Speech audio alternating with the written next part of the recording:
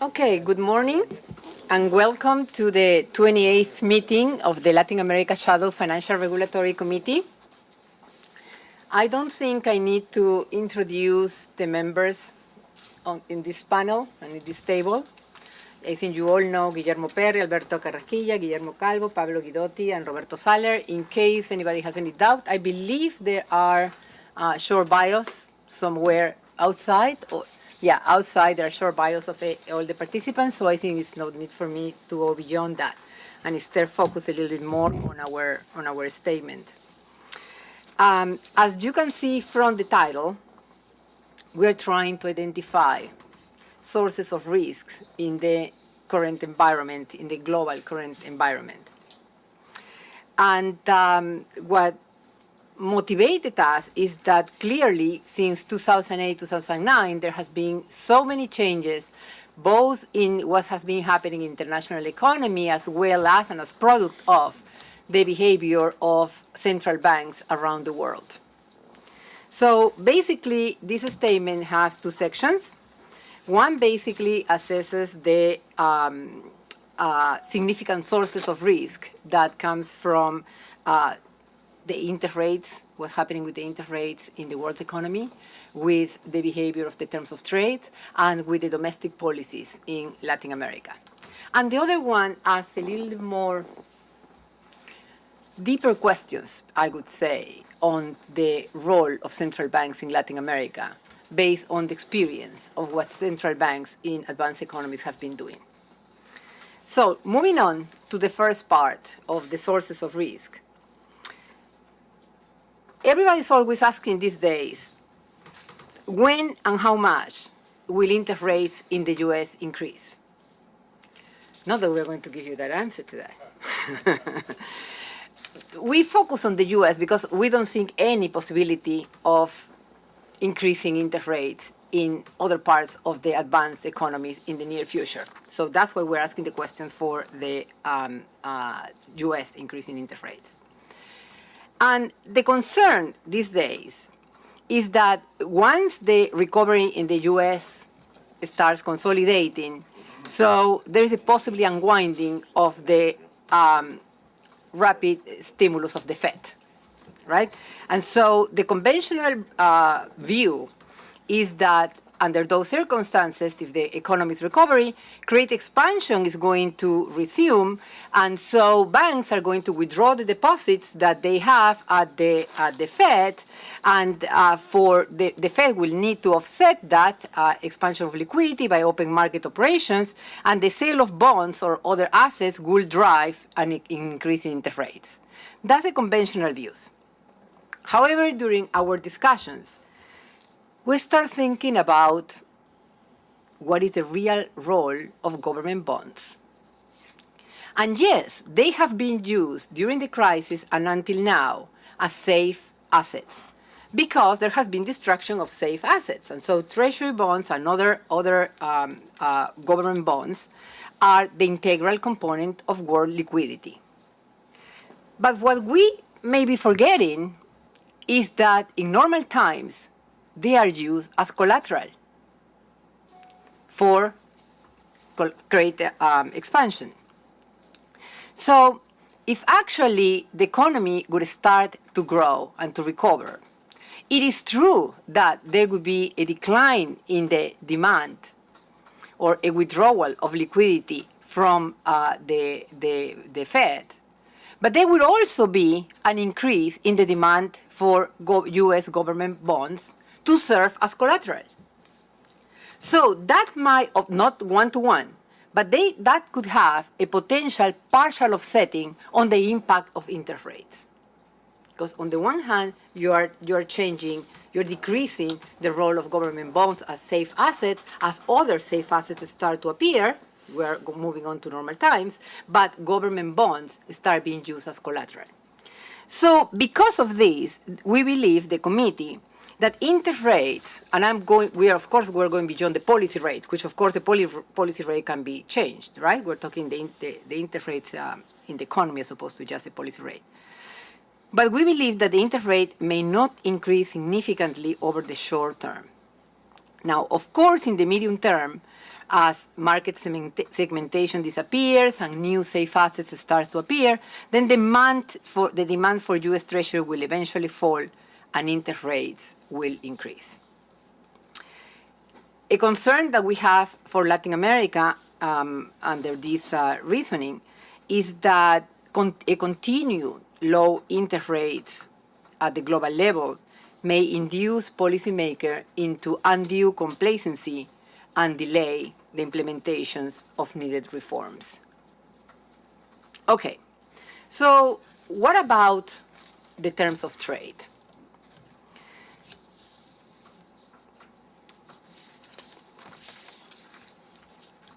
We know that in addition to the high external liquidity and the behavior or the characterization of the world economy has been very high commodity prices. But despite the obvious gains from improved terms of trade, many Latin Americans are starting to experience a more difficult scenario. There are several mechanisms. On the one hand, the improvements of the terms of trade may be reaching an end. According to all the statistics that are available, all the analysis there are about what we are not saying that they're decreasing, but the increase in the terms of trade in commodity prices may be reaching an end. On the other hand, the real currency appreciation that has been taking place in the economies because of the combination of the improved terms of trade and the ample liquidity that I just mentioned, have also been accompanied by higher real wages, which of course is a consequence of the higher growth in the local economies. And so you have started to see the characteristics of what is typically called a Dutch disease in a number of countries in Latin America.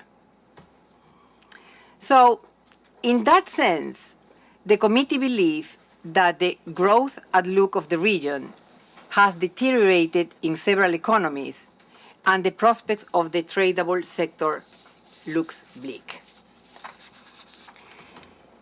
Now,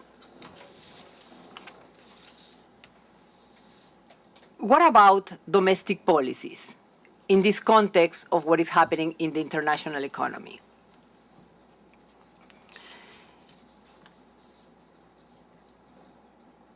The improved terms of trade,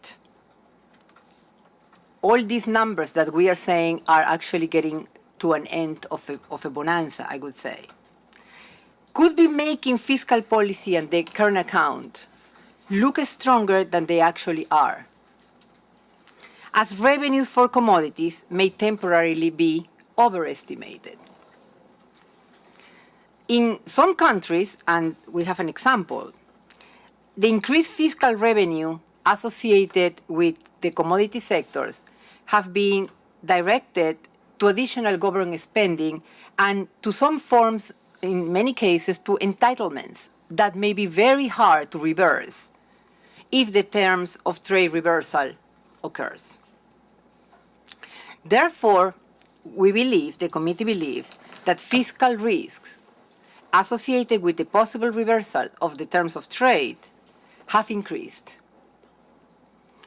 and might be magnified by the weaker growth prospects in the region. To give you an example, Chile, fiscal revenues from copper. In 2013, the projections are that they will be half of what they were in 2012. And the contribution of the copper sector to total fiscal revenue will be less than 10% in 2013 compared to 21% in 2010. So the fiscal position of Latin America, the fiscal stance of Latin America, could be weakening as we speak. We also believe that the recent deterioration of the current account in several economies is worrisome because, again, if there's going to be a reversal in the terms of trade, well, the resulting current account deficits are going to be larger, and the correction of that will require a greater adjustment in the real sector than perhaps currently is being expected. Now, something that has been mentioned from time to time, but not very explicitly, has been as a source of risk, comes from the expansion of the non-bank financial sector. Because of the ample global liquidity and the low interest rate, in Latin America, many companies now are financing themselves by non-bank credit, including large issuance of debt in domestic and foreign markets, and also a credit of financial service companies and the retailers who are also expanding credit. So when we look at the numbers, what they say is that traditional banks have increased the share in their asset portfolio. They have increased the share of consumer credit and mortgages as opposed to credit to corporations. So I'm talking about shares now. Of course, it's positive, and we see that's positive, that there are different forms of credit expansion, and if they actually reflect a further development of the capital markets.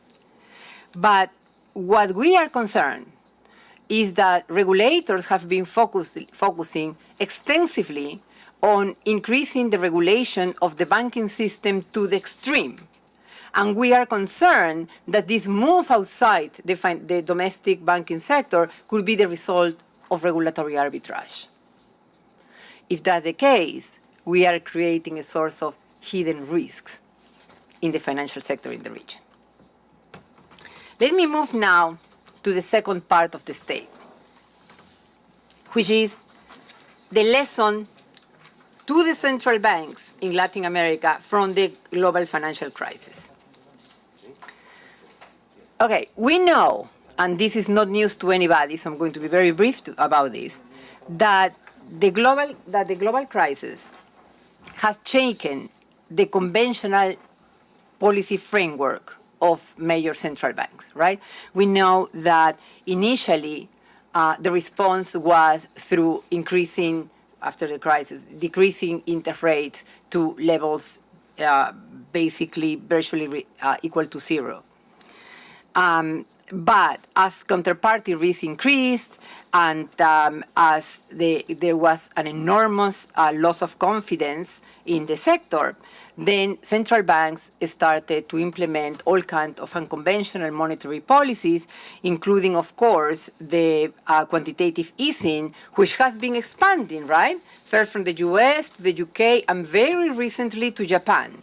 So that is now the way of operandus of the international advanced economy central banks. Also, and equally and perhaps even most importantly, is that the collateral requirements and the terms through which central banks provide liquidity have expanded tremendously. Now, many assets that did not qualify as collateral before do. As you know, the Fed provided liquidity even to non-financial corporations, such as the automobile industry. So, it's a completely different ball game during the crisis. Now let's go back to Latin America. And let's ask the question, what Latin American central banks can do? Okay, first, we believe, based on the experience of the crisis, that the interest rate should not be viewed as a single policy monetary instrument. Latin America is very divided on this. There are some countries, such as Peru, Brazil, to some extent Colombia, that have already recognized this and have complemented the use of interest rate with a number of other policies, the so-called macroprudential regulation or macroprudential policy, including the usage of countercyclical provision, liquidity requirements. But this is not the general view in the region. And there is a number of countries where the use of interest rate is the only policy instrument as a matter of fact. We also believe that foreign exchange intervention under the context of flexibility exchange rate is desirable, and not only to the accumulation of reserve to use it as an insurance mechanism against market volatility, but also to prevent excessive appreciation of the exchange rate, which has very deterrent effects on the development and competitiveness of the tradable sector, in particular in the manufacturing sector. So foreign exchange intervention, in our view, plays two roles.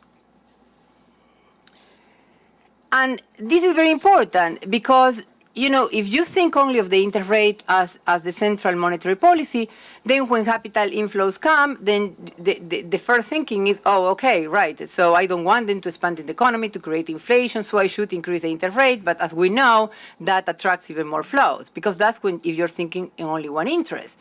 Perhaps the right policy response is, no, I don't want to have many capital inflows, so let me lower the interest rate and use other instruments to actually prevent the fear of an expansion of credit and the detrimental effect that could have on the local economy.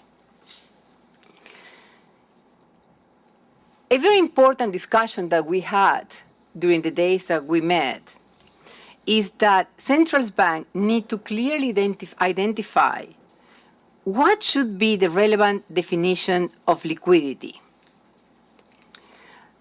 We believe that identifying where central banks need to act as lender of last resort should result in an extension of its regulatory and supervisory responsibility. This is based on what we observe in the experience in the advanced economies. The fact that, as I mentioned before, that we are observing a growth in different forms of non-bank credit in recent years point out to the risk of having the central bank responsibility only limited to the traditional banking system. Another potential sort of risk that we're talking this hidden risk in the sense that there's benefits, but there are also risks, is that there has been an increasing financial integration in the sense that a number of Latin American countries within Latin America, banks have been investing in the financial system of other Latin American countries. Countries like Brazil, Colombia, and Peru operate in several countries in the region. The most notable example is the case of Central America and Colombia, where Colombia is really very active in purchasing banks that are located in Central America. This is not a bad development at all. It's a positive development. But we think that it's imperative that this should be accompanied by a stronger formal cooperation between supervisors, and the regulatory framework should be harmonized, because our concern, the hidden risk that we are talking now, is regulatory arbitrage once again. The fear that as some countries become stronger in their regulatory approach, then there could be incentive to actually move assets to other locations where regulatory framework is not as strong. So at least there should be the banks should be supervised effectively on a consolidated basis to a minimum. So what we are coming basically is that the recent crises have shown that central banks need to have the flexibility to act when there are challenges that are not foreseeable, that a crisis might appear, a bad situation. How many times have we observed in Latin America that central banks in a number of countries face all kinds of trials, they are sued, and they cannot actually act to control for the eruption of a crisis because the legal framework is extremely restrictive to what they can actually do. So some of you may be thinking, yes, providing too much flexibility to the role of the central banks could actually be in conflict with their attained credibility. Remember that credibility was obtained in Latin America precisely because we tied their hands and we said, okay, this is your mandate and it should be very well defined. Okay. What we are saying is, okay, a number of years has passed, and a number of countries in I keep saying Central America, in Latin America, it's maybe because Alejandro is, is right there. A number of countries in Latin America have actually move strongly into the achievement of a strong credibility. And we think there is room and time and space right now to modify the legal framework to allow central banks to adjust the response to new challenges that are likely to appear, but that we cannot predict, or changes in innovations or whatever that we cannot say, but let the central banks actually do their job when they are most needed. Finally, and apologies for this large discourse, is that as focusing on a single objective, again, this is also in the realm of giving greater flexibility. Maintaining price stability has been the objective of central banks, but focusing only on a single objective, the central bank may induce excessive currency appreciation, as I just mentioned, that affects the tradable sector. So bottom line of this is that a lesson that the committee derived from the global crisis to the central banks is, yes, the central banks acted very appropriately during this crisis, but we don't know where the next crisis is going to come, where it's going to be generated. We have seen that in the United States and in advanced economies, only the central banks have been the actors. Congresses and the political arena, as well as the government, are much more slow in moving. So let the central banks in the region the flexibility and the management of the tool to deal with potential challenges. Okay, let me ask my colleagues who've been taking notes of what I either said wrong or incomplete or whatever, so to add a bit into what I've been saying. Anyone that wants to start?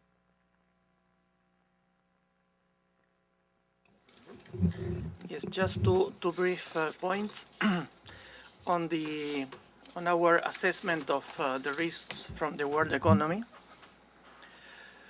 The first one is that,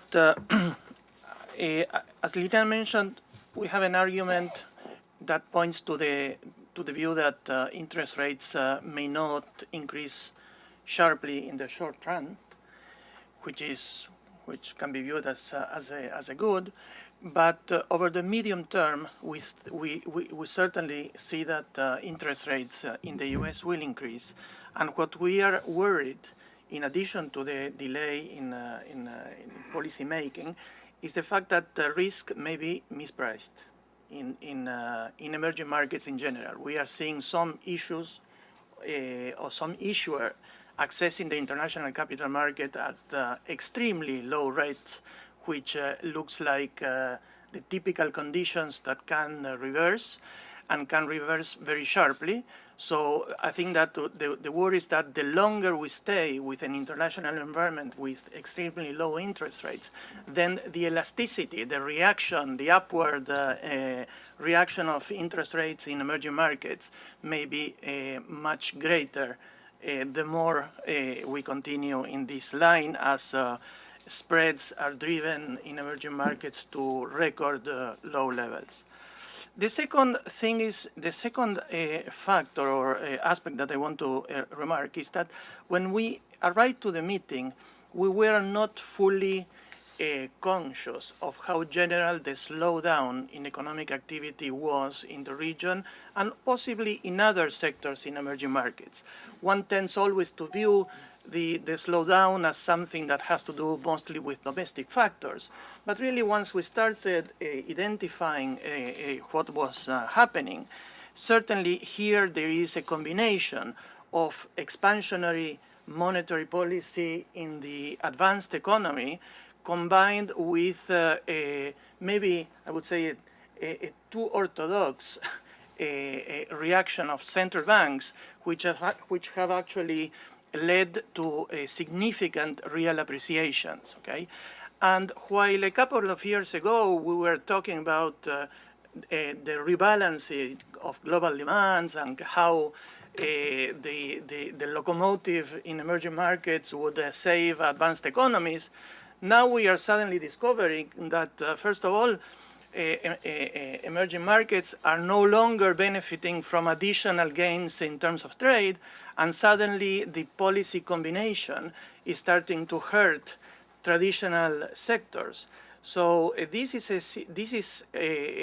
this materializes as sort of a growth trap in the current scenario, I think it's going to play a major role in the world economy in the coming years.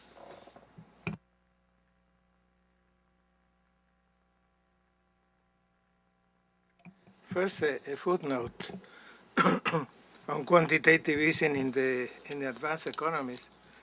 The expansion in Japan, which, as you know, is supposed to be increasing the high power money, the central bank money, by a factor of 2, is equivalent to increasing money, the world money defined as the money of the US, Europe, and Japan by 40%. So this is a major shock that's coming from there. We still don't know how it's going to materialize, so it depends very much on how it's done, of course. But that is for Latin America is a threat. Is something that we should be prepared to respond to and be very alert. And these shocks, we still don't understand fully. We know that the recent crises have had a large component of liquidity shocks. I mean, the destruction of the shadow banking, which was major, as you know, was basically it stems from a sudden destruction of liquidity in certain assets like ABS, asset-backed securities, for example. So the destruction and creation of liquidity is a phenomenon that we have been witnessing, and when you have a very big player like Japan doing this, and the U.S. still expanding at a very high rate, because $85 billion a month is equivalent to about $1 trillion a year, which is about 30% of the base. So everybody's increasing at a very high tick. So that's one of our concerns, and that's the main reason why it's not that we are, I mean, fighting the last war or being so scared about what happened that now we revise our expectation in an irrational way. No, we see that still the shocks are fundamentally, to a large extent, financial. And when you look at the region, you go back and you see what are the big shocks, crises in the region. You go back to 81, it's the Volcker interest rate hike. 1994, the Greenspan hike was smaller but unexpected. 1998, which was nobody's central bank's fault in principle, but there was interest rates in the region increased substantially. 2008, and so on. So this is the kind of environment that we have been living in. So when we talk about central banks, that's why at least in our discussions we became aware that we should send a message to the central banks to be very alert and not revert back to the standard models. In the standard models that central banks use, people sometimes don't realize, they ignore completely the financial sector. There is no money. When you ask the Fed before this crisis, what's going on with M1, M2, they didn't know, because there was no point in knowing. Money was endogenous.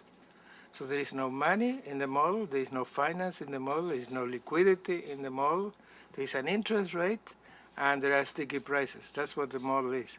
So it's very easy for central banks, because they have the structure, the intellectual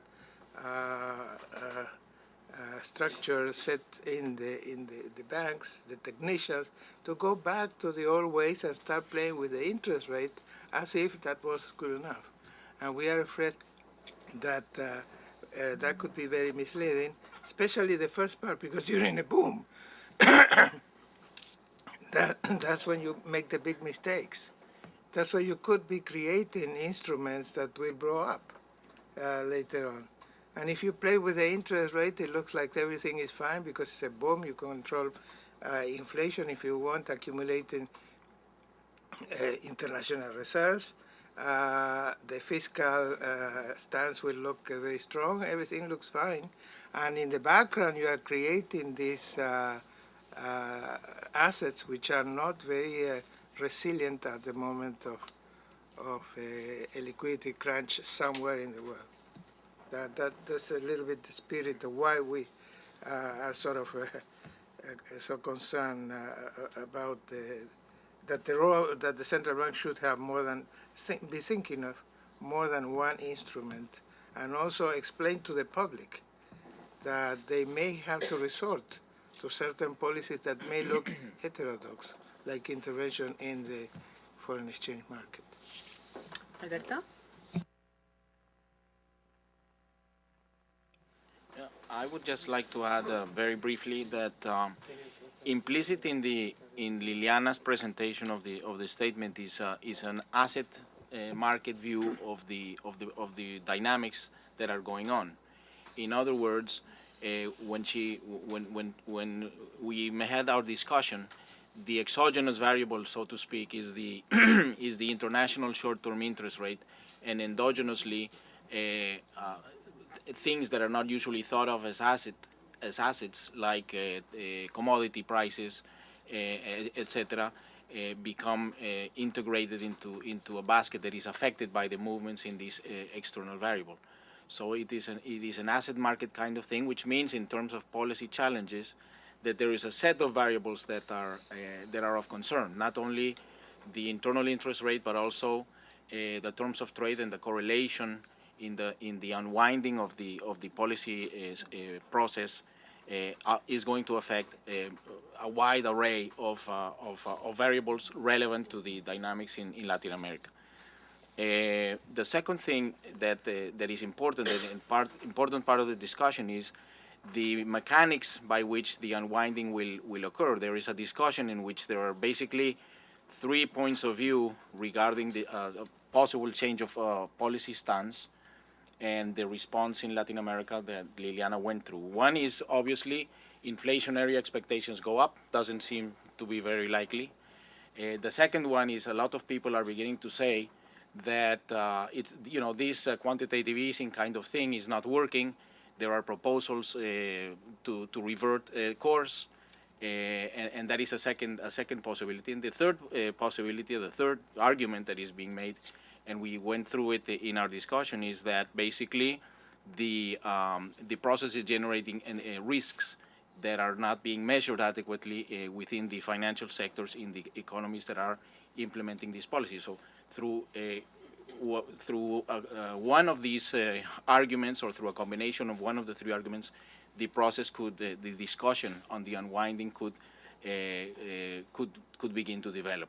And even though we think that the flexibility, the elasticity of the interest rates in Latin America are not going to be substantially high in the short term, we are concerned with the elasticity of the domestic financial sector in a longer-term perspective. Thank you, Alberto. Just two brief points. The first one is complementing what has been said with the impacts on the real sector and some real sector risks.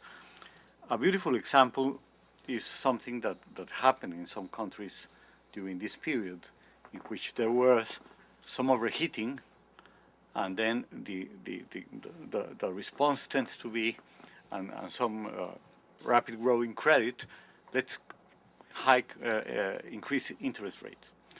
But then with this huge liquidity worldwide, you had a major increase in inflow of capital inflows, which means that the effect on reducing financing for the real sector is weakened substantially, and the effect is a higher appreciation of the exchange rate, which weakens a lot your non-commodity tradable sectors.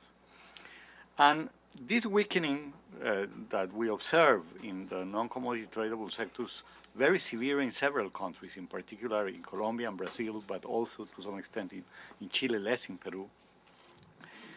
Part of the problem is that as the current account and the fiscal deficit look much better than what they really are, at the moment in which commodity prices go down, you will be needing a very significant adjustment. But a significant adjustment, for example, if you want an adjustment now, a devaluation that takes the other tradable sectors up, if you have weakened them too much, there will be nobody to respond very effectively at that time. We don't see this in the short term. We see this as a long-term risk, but a clear risk. And it's a risk associated with increasing concentration of exports in just a few commodities in several countries in the region. The last point, the other point that I want to make is that many of these very positive things that are happening come with some risk. And what we're saying is not that the things are not good. There are a lot of good things happening, but we are highlighting that they have associated some risk that you have to take into account. And this fantastic increase in financial integration of domestic banks everywhere, investing and buying the European and the American banks elsewhere in the region, has a lot of positive things, but has an additional risk, which, as Liliana said, I want to highlight, it's not just regulatory arbitrage, it's significant risk of contagion within the region. I mean, if you have a financial problem in Central America, then it will become a financial problem in Colombia at this moment, and vice versa. So if you don't have some degree of financial harmonization and joint supervision or consolidated supervision efforts, you may be creating important risk for the future, and that is the concern of something that is very positive in principle.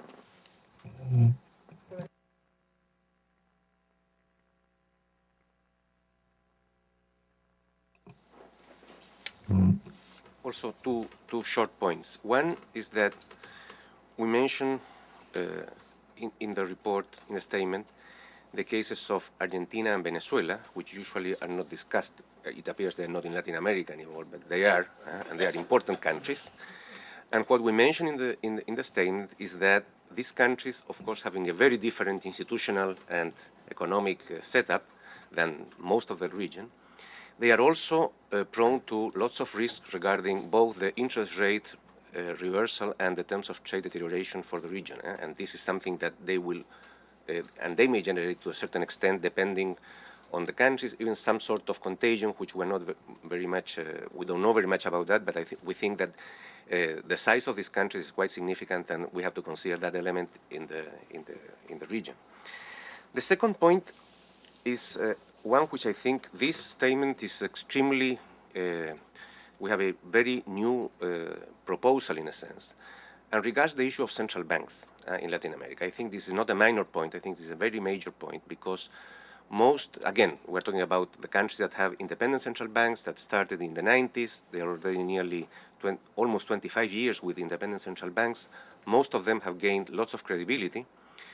And to a certain extent, they have really, the model of these central banks was the former Deutsche Bundesbank, and were very much oriented to inflation, especially because inflation targeting was also, I would say, the most attractive, analytical, and academic sort of approach to face inflation, and because we all know that the region had historically very high rates of inflation. What we are saying here is, look, apparently, both because the region has changed dramatically in this sense in the last 10, 15 years, and because it appears that in the world inflation will stay very low for a long time, although we have to, of course, be very careful regarding inflation, we have to consider other targets for central banks' objectives, and this is something which clearly we think is something that should be discussed in the region, is something that is not mainly in the current agenda, I would say, and this is something which we would like also, I personally would like to see if there's any opinions on this issue, because I think this is not a minor sort of proposal. And Roberto needs to know because he was a former president Many years ago, of Central Bank of Chile. Okay. Traditional way of operandum, now we are open to a discussion with you. So, who would like to start? Please. Oh, if you could introduce yourself. So Richard Feinberg, University of California, San Diego. Nice to be here. So there was some talk about capital market integration in the region, or portions of the region. As I'm sure you know, the Alianza del Pacifico, the Pacific Alliance, is actually meeting this week at the ministerial and presidential level. One of their goals is capital market integration as well as regulatory harmonization. So I'm wondering, within that context, if you see some monetary integration possibilities there, as well as central bank collaboration, or even eventually unified central banking. Okay, let me take a couple of questions before Eduardo Lora, I'm surprised that no one of you mentioned Europe at all. So I would like to hear your views about the situation in Europe and if that represents a serious source of risk for Latin America. And the other, and the second question is whether you consider that real estate prices are also a source of risk in Latin America or not.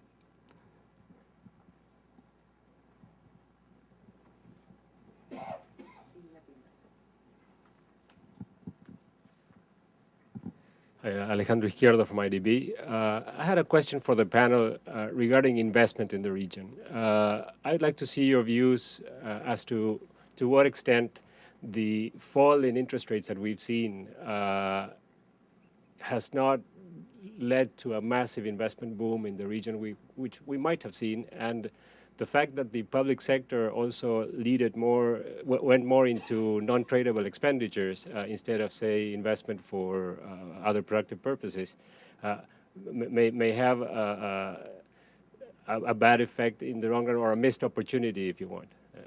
That's something that we also raised in the macro report this year, right? So, I'd like to hear views. Andy Powell, also from the IDB.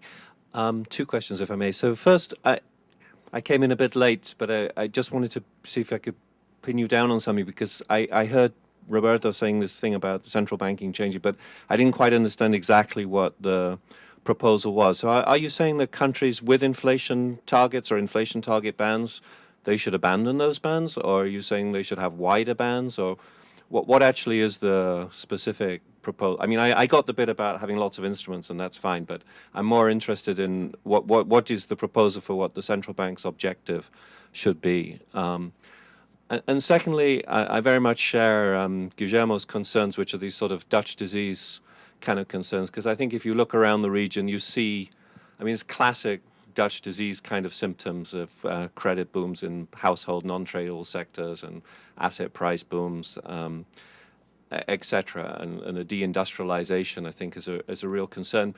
But I didn't quite get what the proposal is. So what would be your three important things that a country should do that's facing that situation? Thanks.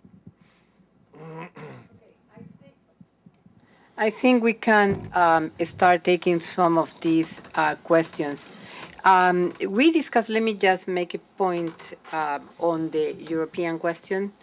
In a number of previous statements, we've been discussing Europe. In this one, we took it only as background.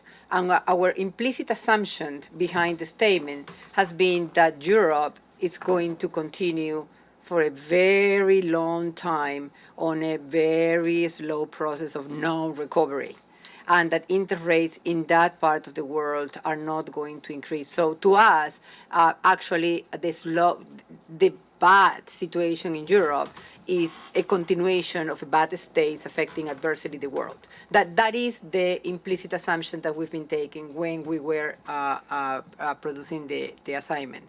Another issue that we discussed too, where, and it's not in the text, is the real estate prices that somebody asked, and perhaps I'm going to ask my colleagues in a second from the different countries. But yes, there are signs in some countries, although we don't know the extent of how much, of the creation of some formation of bubbles in some real estate. We were discussing, although we did not make specific calculations, but $8,000 a meter in Bogota doesn't sound right. But we did not. Of course, Guillermo will say, "What are you talking about? It's $15,000 a meter in New York." So, but Guillermo Calvo. Yes, no, yeah, yeah. He's in our committee. This is Che Guillermo. So, I mean, revealing some of the inside working of the committee. But I think I would like to ask Guillermo Perry.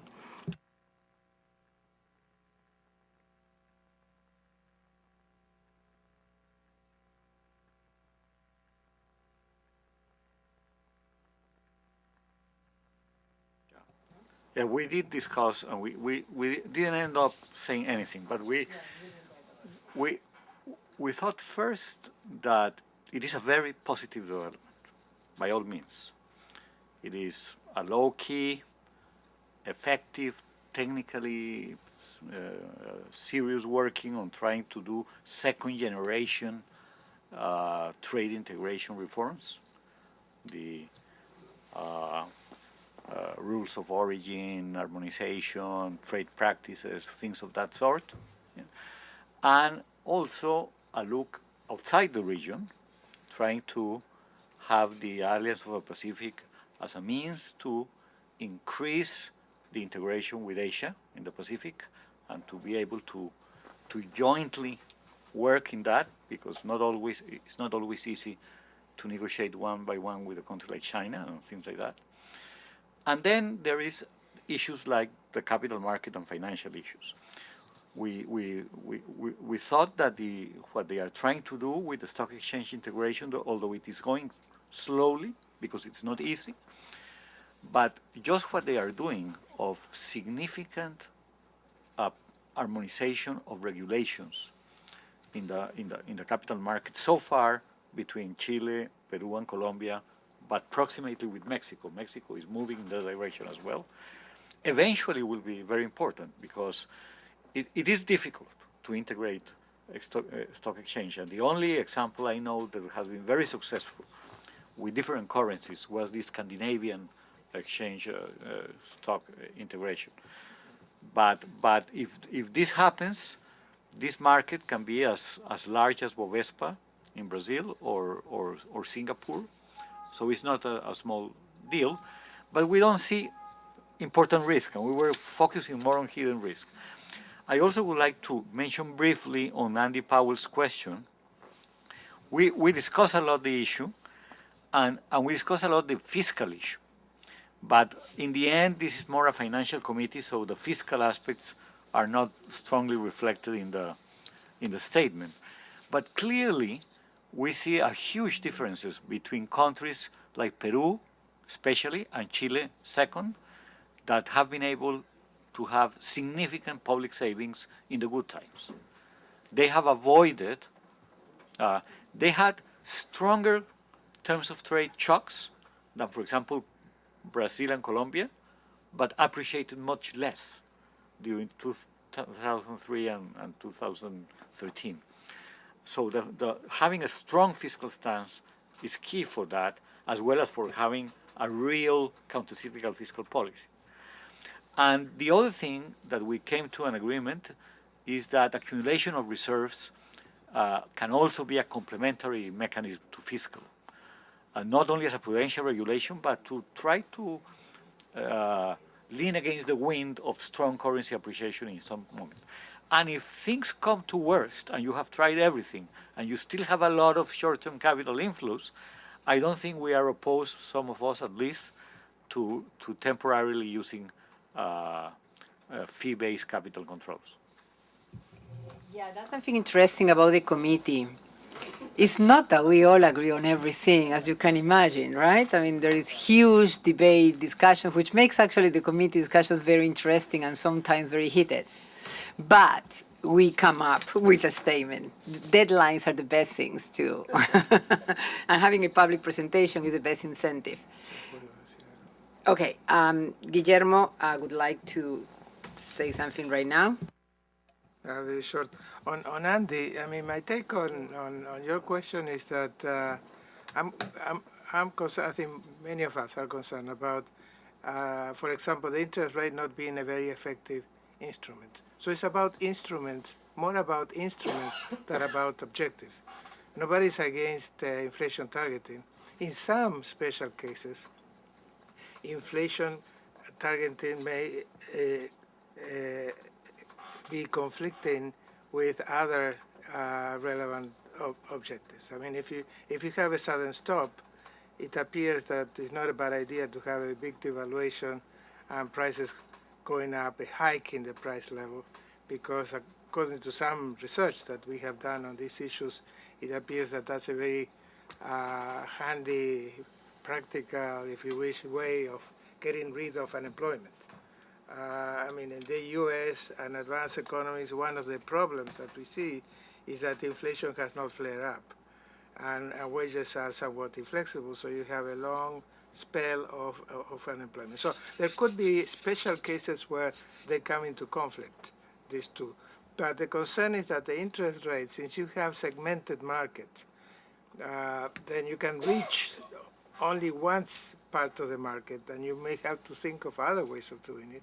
Example in Latin America that we have seen is Brazil, for example, extending credit to the export sector, using international reserves for credit to the export sector. They did that in the 2002, 2008, and apparently it was a successful effort. It's not, I mean, there's nothing in the books that tell you, we don't have a Taylor rule for those things. But that how I would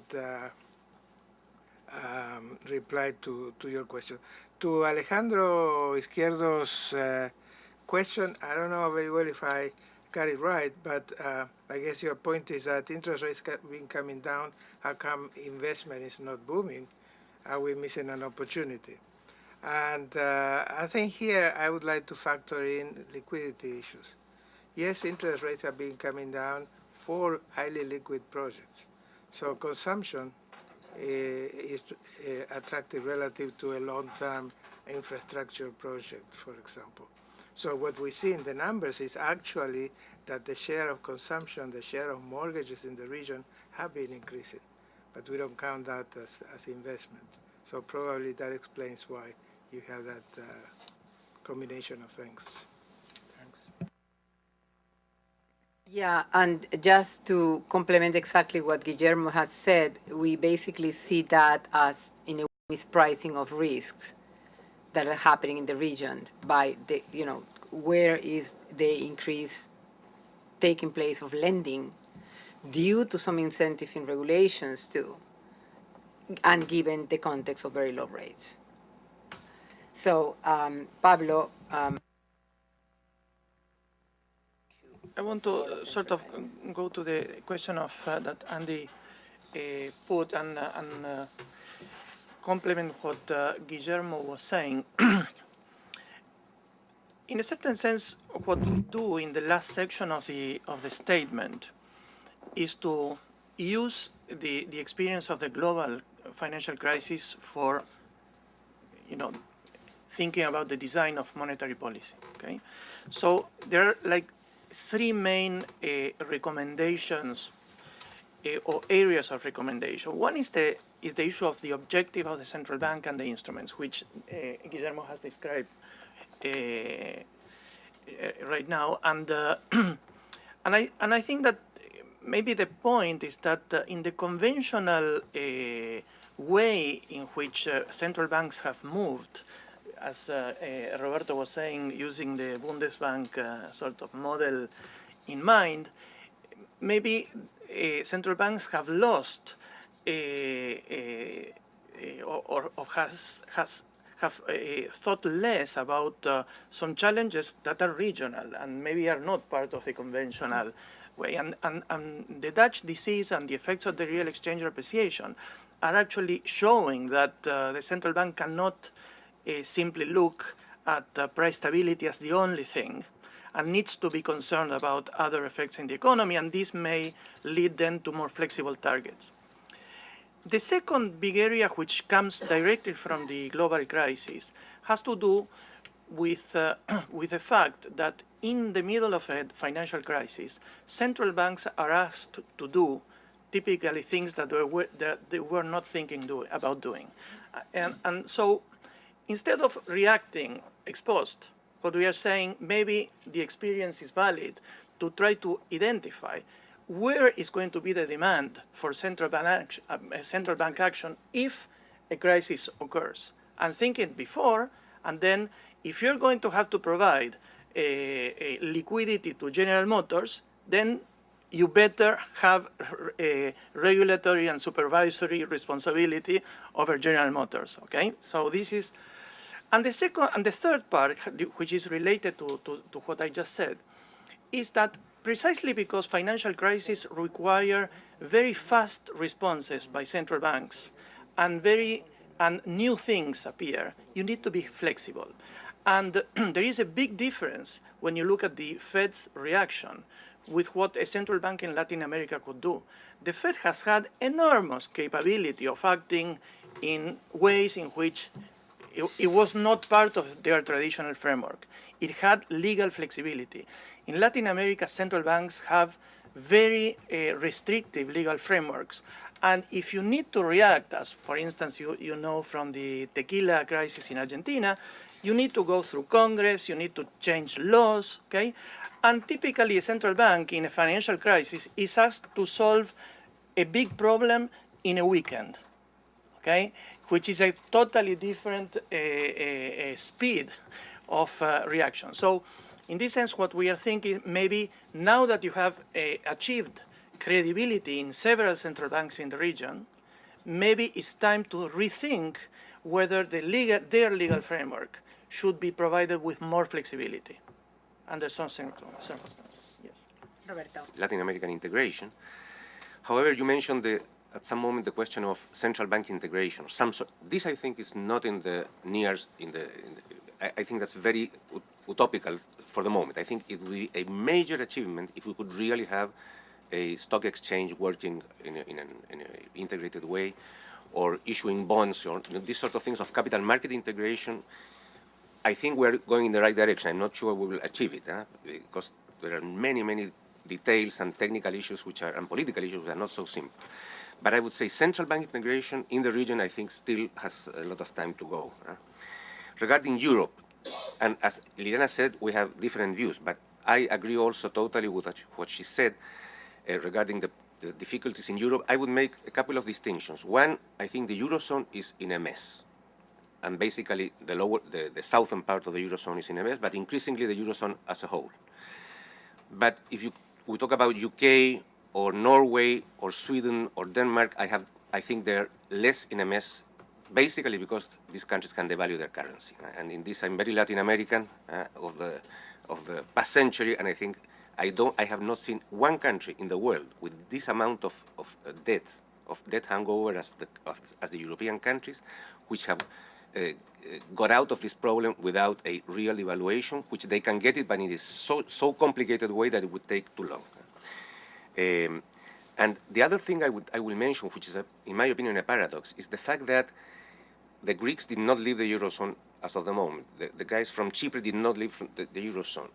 Not to speak of Spain or Italy, I think that has, of course, a positive aspect, which is that we did not have a second Lehman Brothers crisis or a second subprime crisis. However, I think that the side effect of this is the fact that the euro is, in my opinion, extremely appreciated, given the problems of the southern part of the Eurozone. Okay, because the world and the financial markets have interpreted that the Eurozone is Germany. Okay, and Germany doesn't need a depreciated euro, and they don't want it in a sense, and they are pressing the central bank to do very small things compared to the other banks.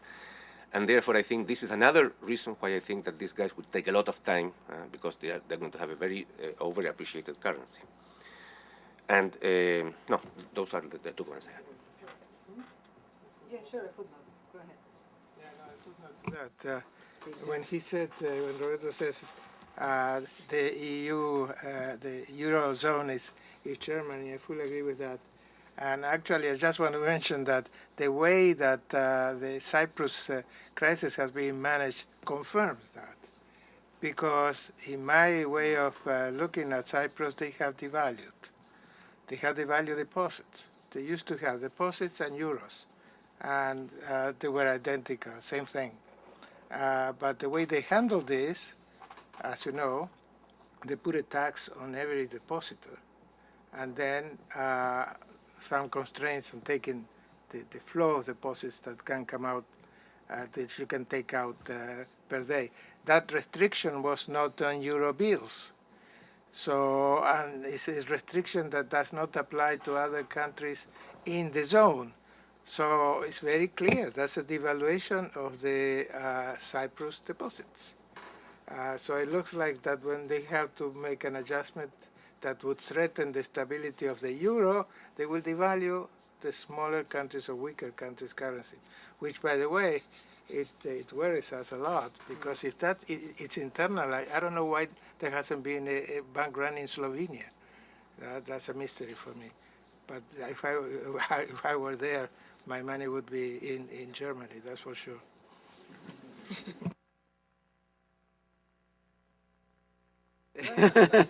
Alberto. I would like to refer to Andy Powell's question of the Dutch disease. The way I see it is the following. In very simple terms, it is a currency mismatch. All of your future inflows in the tradable sectors, all of your future revenues are dollar denominated, and 80 or 90% of your outlays, future outlays, are local currency denominated. So basically, if the problem that we are talking about is a short-term problem, and it's a couple of weeks or whatever, then you can do some pyrotechnics in the currency market itself, and you can do little games in currency in the currency market itself.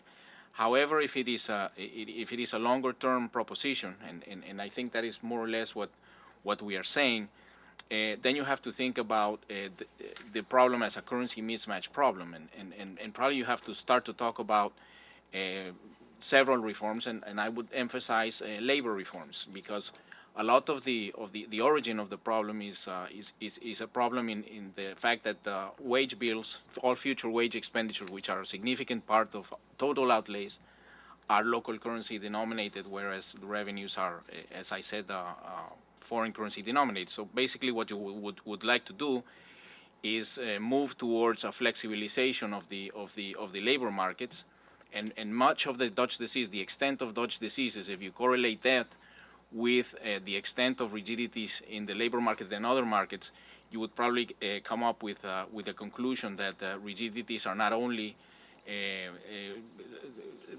stem from the currency market, but also from factors like the labor market. We could go into other reforms that are needed, and then I would say that Alejandro Izquierdo's point is very well taken in this respect, because what he's saying is we have an environment of very low interest rates, and we have somehow a sleepiness on the part of the private sector, and certainly a compositional choice by the governments in which they emphasize non-tradable expenditures. And many examples abound all over the region, and perhaps it would have been a better idea, or it could still be a better idea, to try to emphasize productivity improvements and so forth, expenditures that are more conducive to that kind of thing, as part of the strategy to deal with Andy's point that if there is a dodgy season, we are concerned about it.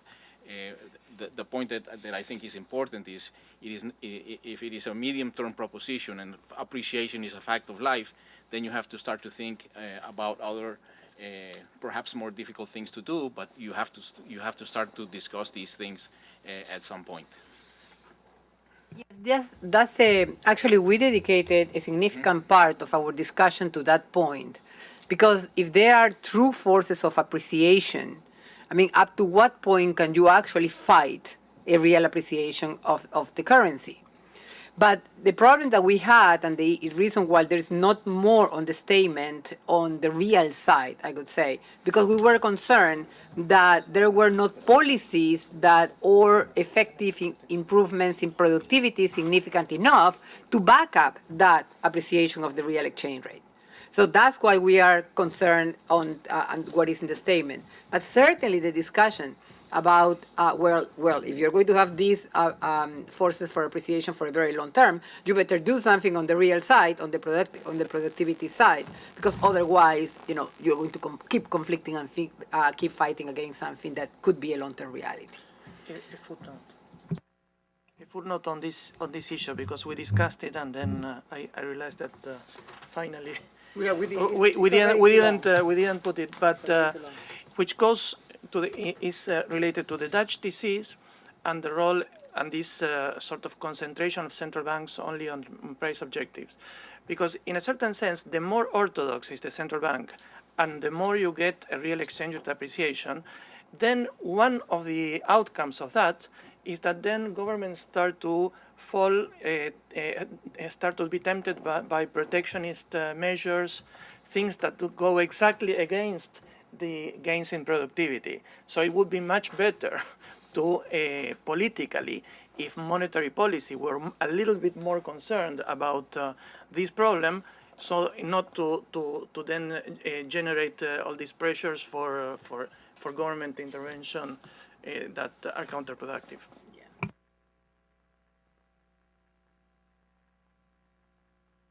We don't have too much time, so in my role I have too much time, a little bit more. Is there a couple of other questions that we can take? Yes.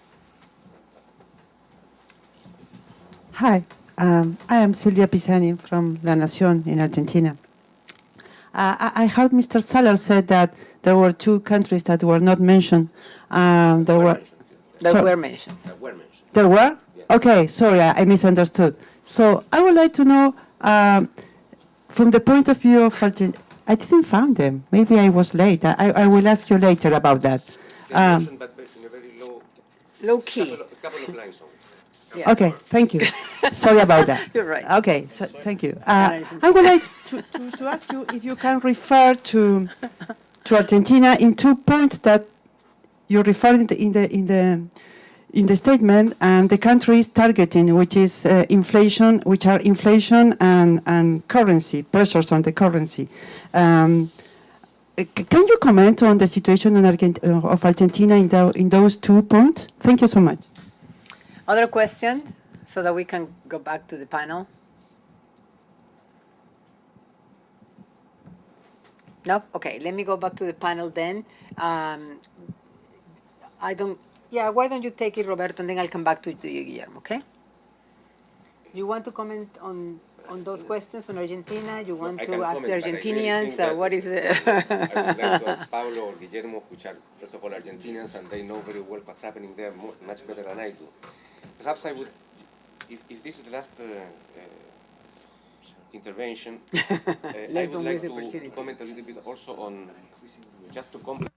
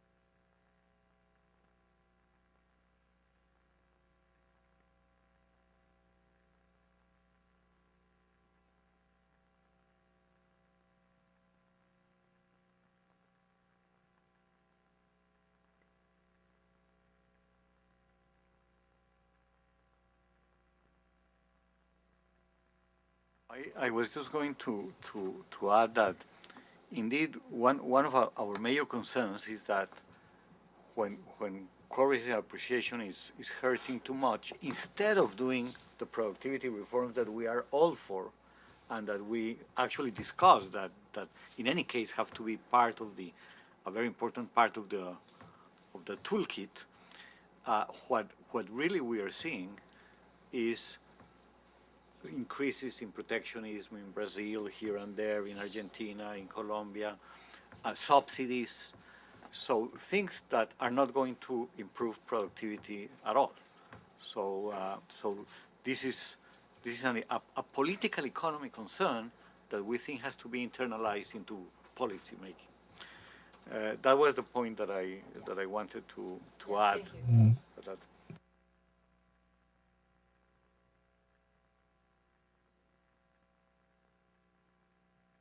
I let Pablo talk about the present situation, Okay. given that he follows the news much better than me, I'm sure, about that.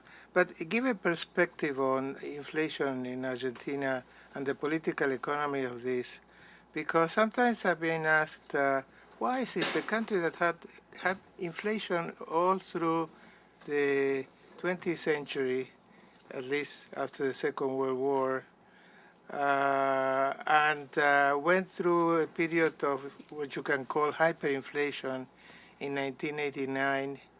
Why is it that an increase in the rate of inflation does not send alarm bells all over and people really become, it becomes very unpopular, the rates of inflation, which are relatively low compared to Argentinian history. But still, the question arises, I mean, if in Germany you wouldn't be able to do that because you will be kicked out of office immediately. So how come Argentina have not developed this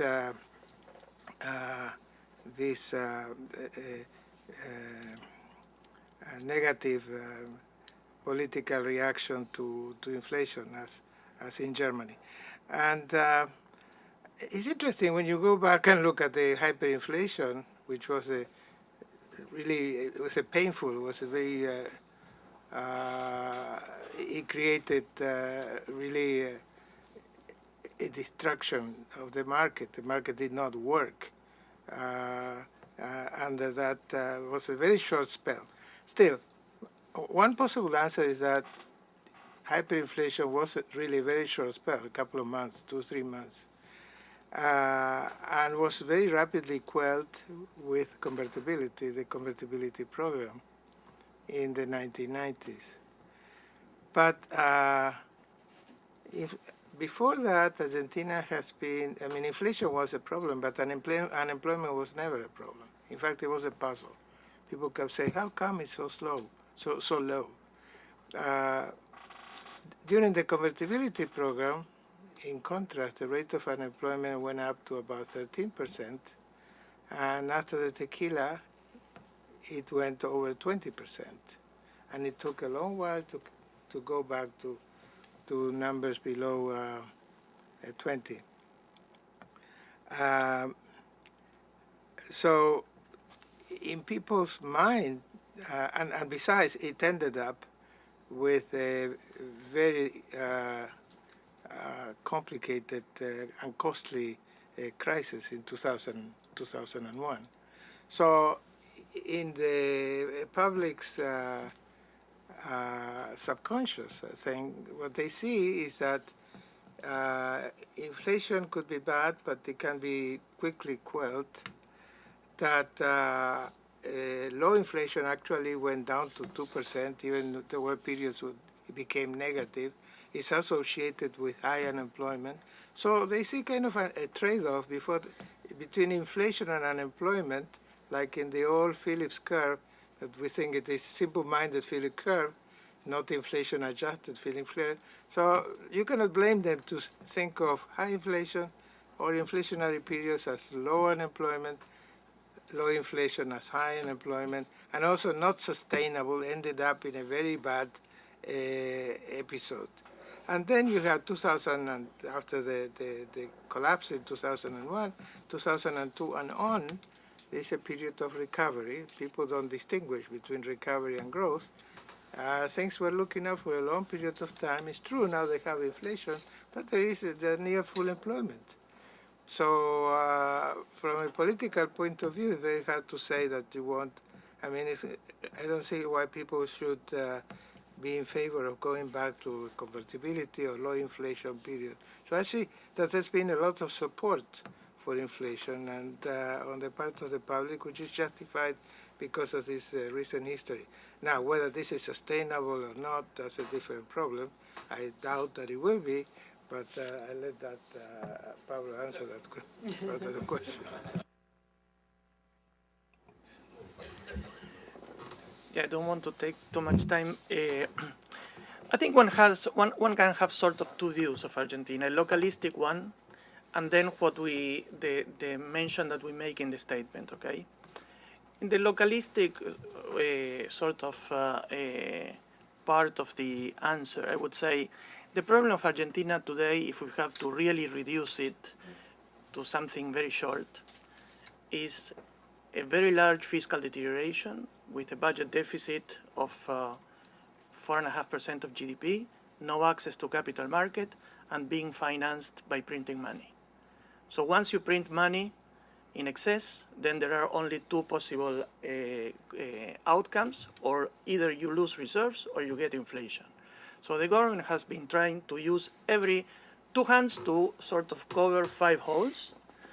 In order not to lose reserves, it has put capital controls and import restrictions, and essentially, when inflation goes up, essentially intervenes the statistical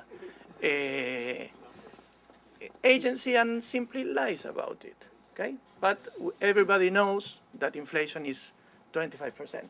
So in fact, the government in these two objectives, in these two impossible objectives, once you print money, has failed miserably, and inflation is 25, 30%, and Argentina with Venezuela are the only two countries that are losing international reserves in a context where everybody else, where countries, other countries have tripled since, say, 2007, and Argentina and Venezuela are the only two countries losing reserves.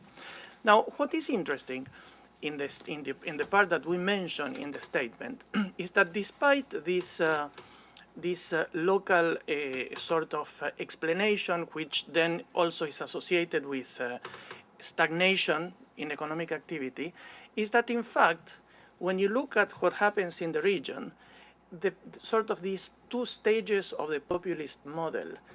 The first one in which the economy recovers, you have the terms of trade effect, which generates gain, and now essentially the stagnation is similar to what happens in countries that are integrated to the financial market, to the capital market, and follow, say, more orthodox policies.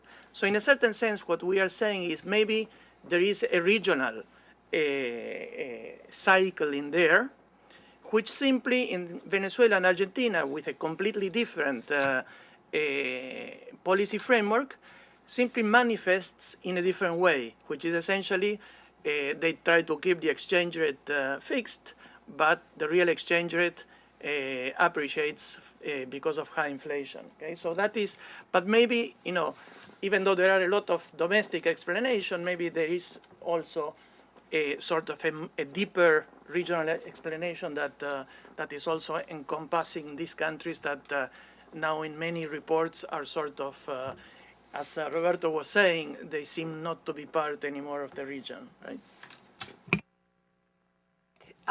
In closing, and thank you everyone for coming and joining us this morning, to the question that we posed, let the good times roll, the answer that the committee had was something like, allow Latin America to continue being a good performer. And for that, the statement basically has the objective of raising policymakers' awareness of the risks that are currently being developing, not only because of what's happening in advanced economies, but because of the lack of a number of adequate policies in the region. The statement, as we have presented it to you this time have focused largely on the financial side. But as I hope the discussion has showed to you, there was no lack of discussion among us about the needed for reforms that affects the real side. With, as Alberto mentioned, special emphasis on reforms such as the labor market reform. So having said that, I thank you again, and I hope to see you next time for statement number 29.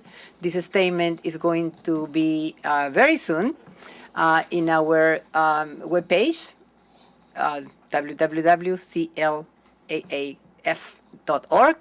in English, Spanish, and Portuguese. So thank you all. Thank you.